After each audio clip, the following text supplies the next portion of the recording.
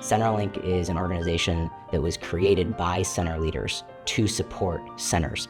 It's trust, it's community, it's consistent support, and that's great for small centers and large centers and every center in between. So much happens at a center. People are welcomed and affirmed and seen and heard and given resources and support. And in some places, that center is really the only LGBT lifeline for folks that are living in that particular area. Community centers are on the ground. They are dealing with thousands of LGBT people every week in all the regions of our country. And so they reflect the lives, the concerns, the fears, the joys of our queer people. The mission always at its core has been supporting existing LGBTQ community centers and promoting the growth and development of new ones. But when we started, there were probably somewhere between 75 and 90 centers. And today, I think there are over 300. And CenterLink deserves a ton of credit for making that happen. Oftentimes, community centers feel like they are doing this work alone in their center or in their city because they are the LGBT organization. They are the gay go-to whenever something happens in their community. And what CenterLink does is actually connects everybody and says, no, just like you as an executive director or programs person, there's another one of you just like this in another community. The work that we do is hard and the work that we do is essential. So finding and creating a network of support is super, super crucial to continuing this work and being sustainable organizations. Community centers are vital. They always have been. Community centers, cultural centers, place-making is important to groups, and particularly those who are marginalized, who don't necessarily fit into the dominant culture. As a trans man in a Midwestern town, I know the importance and value of an LGBT community center.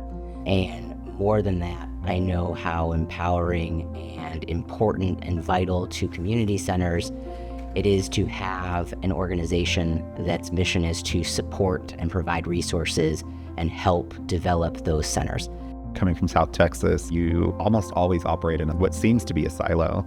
And so access to center leaders that are across the U.S. that you can tap into and lean on, not only in times of need, but also in times of celebrating. The jobs of being a center leader are unique. None of the centers are exactly the same. Nobody has exactly the same programs. The politics are different depending on where you live. The funding streams are different. But yet, we are all seeking to do the best programs for our communities and to fund those services. And the way that CenterLink links us together has been really valuable in all of that. Our whole goal was to make it easier for people to stay in these jobs and to do this work because we knew that leadership was crucial. When I started in 1993, the average tenure of executive directors in the whole movement was 2 years. And that just wasn't good for organizational continuity and strength. But that has changed now. CenterLink was founded so that center leaders would have support and so that they wouldn't have to reinvent the wheel every time they came across some sort of a challenge or they wanted to start something new. So really, we're here to support the centers so that the centers can then create healthy, thriving communities, support their centers in every possible way, and be the place that the LGBTQ community knows they can go to for support, for resources, and just to find community. Although we had very, very important national and regional LGBT equality organizations based in Washington, D.C., the community centers around the country actually touch the lives more directly of many, many more LGBT people than any other organizations. We knew that community centers were a force for our movement, and we began to think of ourselves, all of the queer community centers, as the community center movement within the larger movement for LGBT liberation and equality. They're a fixture in the movement for LGBTQ centers across the U.S. and even further, whether it's playing an integral part of leading in policy work or providing funding opportunities or program opportunities. CenterLink has really been really good about identifying areas where they can fill gaps and where they can help other centers be successful and sustainable as well. I have been made a better person because I was able to be who I was and not to hide it in the work that I was doing. I can't say enough about the life that I've lived just because of the work I've done. The original founders were me, Richard Burns from New York, Ann DeGroot from Minneapolis, John Thomas, the late John Thomas from Dallas, and Pat Morgan from Denver. Stonewall 25 in 1994 was the global celebration of the 25th anniversary of the Stonewall riots. And at the same time, the Gay Games were taking place in New York, the global sort of queer Olympics. So on Pride Sunday, in addition to a unpermitted queer liberation march that went up Fifth Avenue, the big march was the March on the United Nations, which was a demand for global LGBT equality.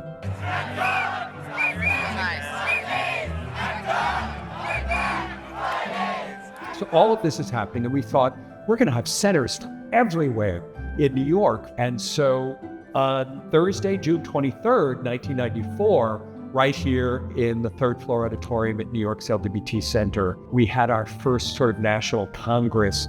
And that was a way to say, okay, now we're official.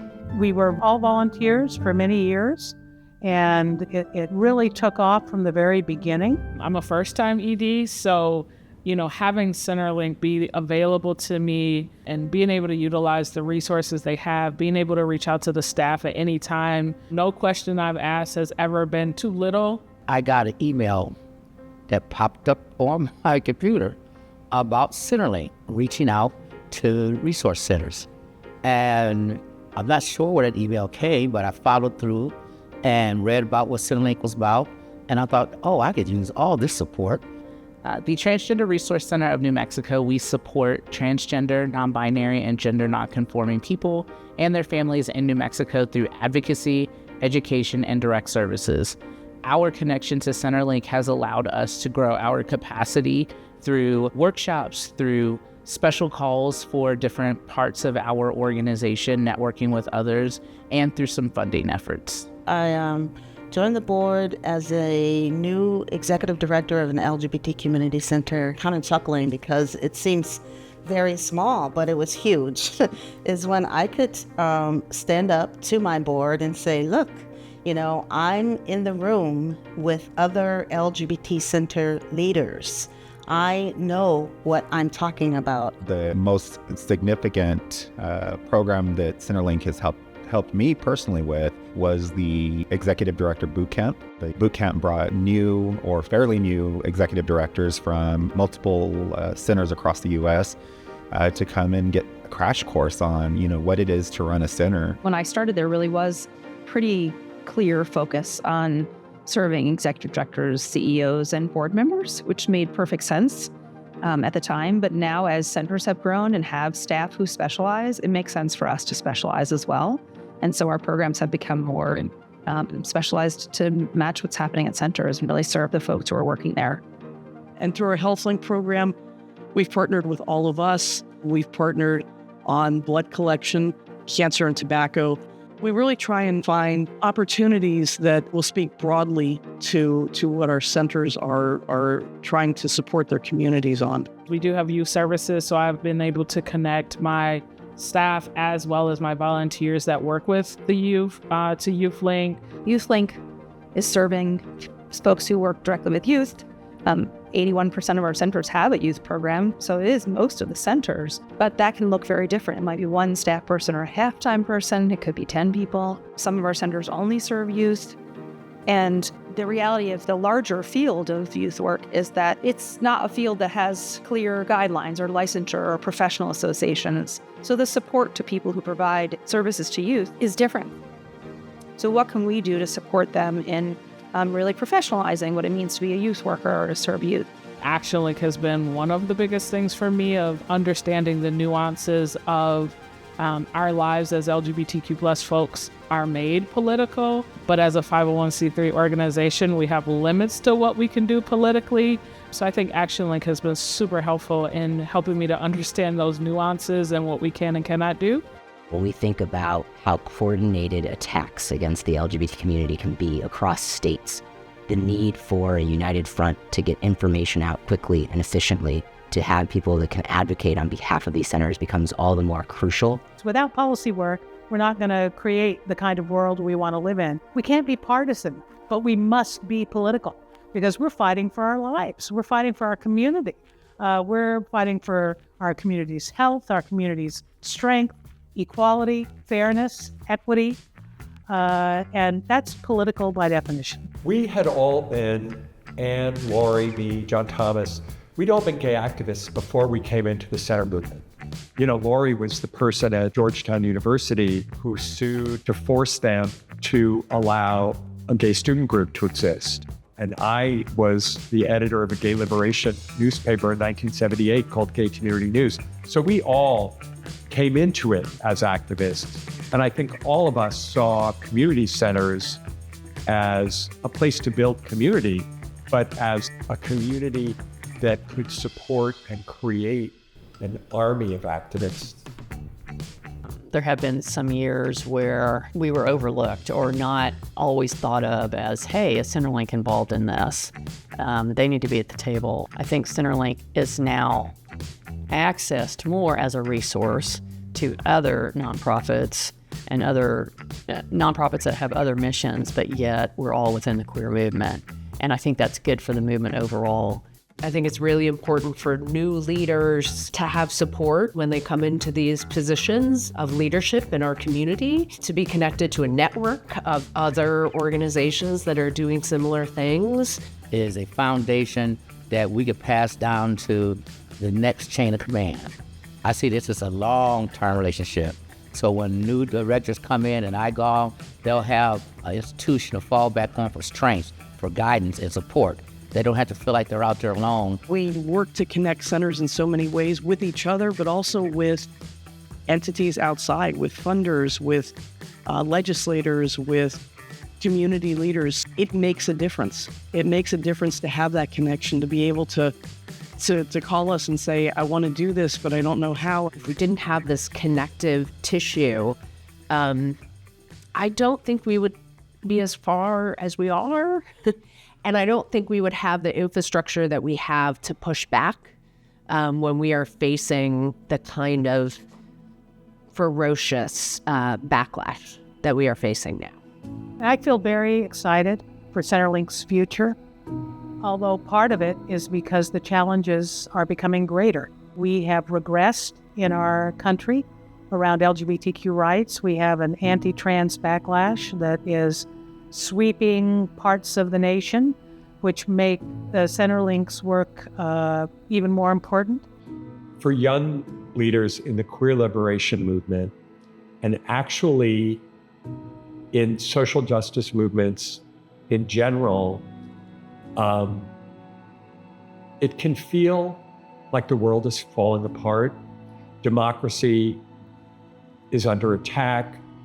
I hope that rising leaders can know and can learn that our community has been through these wars before, and that queer people are strong and resilient, and that we can fight back, but do it with a lot of love and compassion for one another.